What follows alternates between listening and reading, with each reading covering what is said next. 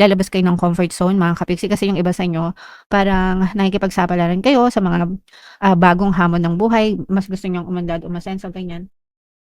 And definitely guys, achieve niyo 'yan, pero may mga sacrifices 'yan, mga kapiksi 'no. Makikipagsapalaran kayo, pero yung mga sacrifices na 'yon, yung tipong tatapang talaga yung loob niyo, marami kayong matututunan at saka lalabas talaga yung full potential niyo, guys no. And, eventually, malaki din itong, bahagi para mas lalo pang umunlad at umasenso kayo.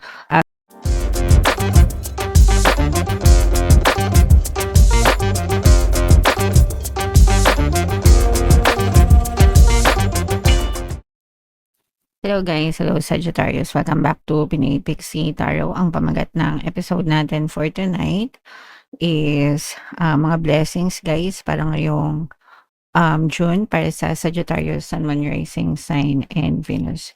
So unahin natin tong deck na to mga kapiksi. Ito yung mga angel messages para sa inyo guys. So mayroon tayong Rainbow Reviver. Ibig sabihin nito guys, no? Unti-unti kayong nakaka-recover, nakakabawi, sa buhay nyo. Mag-resonate ito doon sa mga kapiksi natin na nagdanas, ng mga problema, pagsubok, or challenges, mga kapiksi, kung meron kayong mga kinaharap na mga problema, sa buhay. So, unti-unti nyo na yan malalampasan, unti-unti nang magbabago yung buhay nyo, unti-unti nang magkakaroon ng kulay yung buhay nyo, mga kapiksi. So, yung kasabihan na, there's a rainbow after the rain, and at the end of the rainbow, there's a pot of gold. So, ibig sabihin nun guys, tapos na yung mga paghihirap nyo or matatapos na yan, and unti-unti lang magiging magaan yung buhay nyo at makaka-experience kayo ng mga blessings, mga kapiksi. Okay? So, yun yung first message sa inyo. Another message guys, ito naman ay garden, mga kapiksi. Yung garden natin sa buhay, yan yung isip natin, mga kapiksi, no? Kung ano yung tinatanim natin sa isip natin, napupush out yan sa ating physical reality, and yun din yung ating na-experience sa buhay. So, kung gusto mong maging maganda yung bunga ng mga pananim mo, 'di ba? Kailangan inaalagaan mo yung hardin mo, mga kapiksi. So, ibig sabihin, alagaan mo kung ano yung mga isip na pinapapasok mo sa isipan mo, guys, kasi mapupush out yan sa iyong physical reality, and yan yung magiging experience mo. So, magtanim lang ng mga positive thoughts. Kaya paulit-ulit ko yan sinasabi sa inyo, paulit-ulit ko kayong nire-remind always guys, na maging positive palagi para palaging positibo din yung ma-experience nyo sa buhay nyo guys. Okay? And another message, Sagittarius.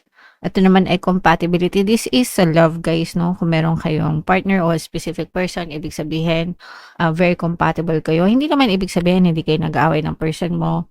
Syempre, hindi naman exempted, wala namang exemption sa relationship. Kapag mag-aaway talaga. Pero very much compatible kayo. Ibig sabihin, nagkakaunawaan kayo, nagkakaintindihan kayo, guys. Okay? Alright. So, comment down below if naka-resonate kayo dyan. Ito naman guys ay sa love.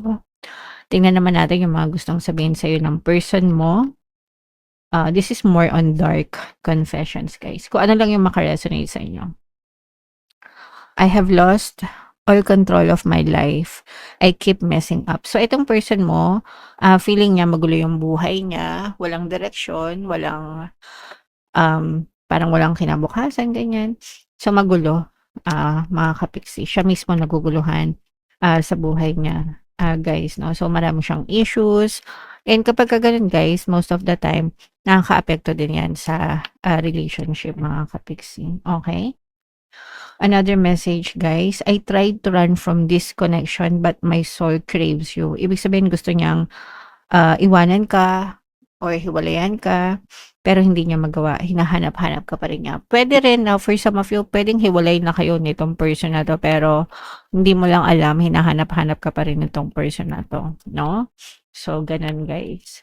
And another message. I need to free myself from fear and doubts. I am a caged bird. So, again, no, meron siyang issues. Meron siyang personal issues, guys, sa sarili niya na kailangan niyang ayusin, kailangan niyang i-fix, no? para maging maayos din yung takbo ng relationship. Again 'no, kung meron kayong mga personal issues like for example, ikaw may personal issue ka, puwede yan maka-affect sa relationship niyo, gano'n din yung person niyo. Kung meron siyang personal issues, puwede rin yung maka-affect sa relationship niyo. Kaya mas maganda talaga na i-settle niyo yung kanya-kanya niyong mga, issues, sa buhay, Sagittarius. Okay, so comment down below if naka-resonate kayo diyan. Eto guys 'no, shuffle natin 'to, hanapin natin yung energy ng, Sagittarius at saka yung energy ng blessings. Habang sina-shuffle ko 'to guys, panoorin niyo muna yung video natin regarding sa ating paano mag-manifest ng abundance video course. Kapiksi, sawa ka na ba sa mga struggles at hirap sa buhay mo? Masipag ka ba at masikap sa buhay ngunit hindi ka pa rin umaasenso? Ilang beses ka na bang nag-attempt magnegosyo at mag-invest pero palagi ka pa rin nalulugi? Sa pagkakataon na ito ay maaaring may subconscious beliefs ka na nagiging balakid sa iyong pag-unlad at pagyaman. Introducing, paano mag-manifest ng abundance video course. Dito ay matututunan mong ma-overcome ang mga balakid mo para tuluyan ka ng umunlad, umasenso, sumagana, maging matagumpay, successful at maswerte sa iyong kabuhayan, pera, trabaho, negosyo, salapi at kaperahan ng bonggang-bongga. Dali, mag-send na ng email sa pinoypixie@gmail.com at simulan na ang iyong pagyaman ngayon. Alright, so sa lahat ng gusto mag-avail ng course guys, meron tayong paano mag-manifest ng abundance video course, paano mawala ang third party at magkaroon ng harmonious na relationship, paano pabalikin si ex or vice breakup. Sa mga interesado guys, mag-send lang kayo ng email sa pinoypixie@gmail.com. And sa mga naghahanap ng pampaswerte guys, meron tayong money shaker jar. Ito yun guys, no? Super liit na bote pero super effective, super powerful at saka ito guys. So sa lahat ng gustong swertehan sa buhay, ito yung ating WhatsApp number, i-chat nyo lang ako dyan mga kapiksi. So Sagittarius kayo na-represent ng Queen of Wands, ito yung ating blessings energy. This is both positive and negative. Sa negative guys, ito maaaring ito yung mga negative nagiging balakid sa blessings nyo or mga negative circumstances. Ito guys, stress yung iba sa inyo. This is because of deception, mga kapiksi, no?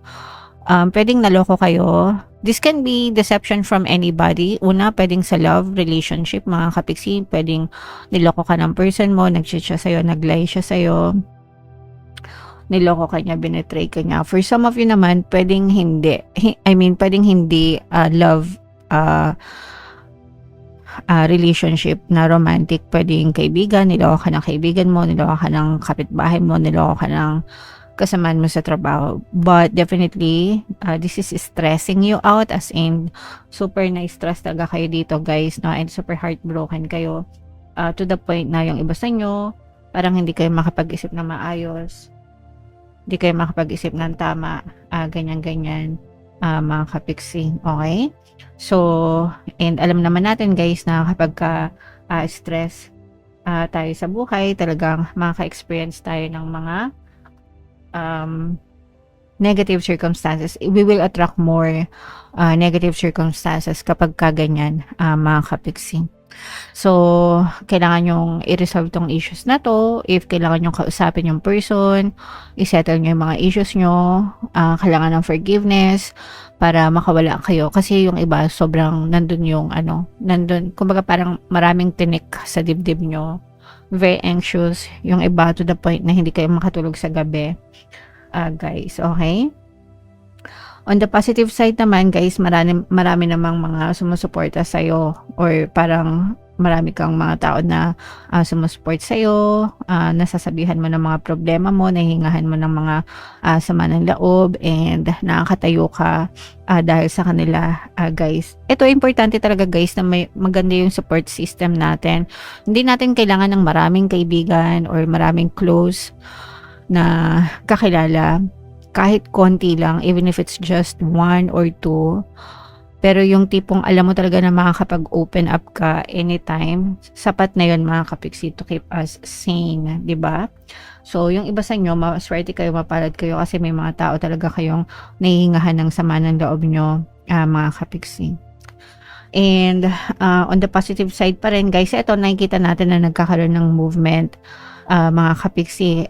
This is movement towards a brighter side, especially guys dito sa mga nakaka-recover, no? Kasi nga, di ba, sabi ko sa inyo, pwedeng unti-unti na kayong nakaka-recover sa buhay nyo, guys, di ba? Lalo na yung mga nagkaroon ng mga problema, mga kapiksi. So, parang nagbababay kayo sa old life nyo and wini-welcome nyo yung new life nyo, mga kapiksi, towards a better, brighter tomorrow. Next.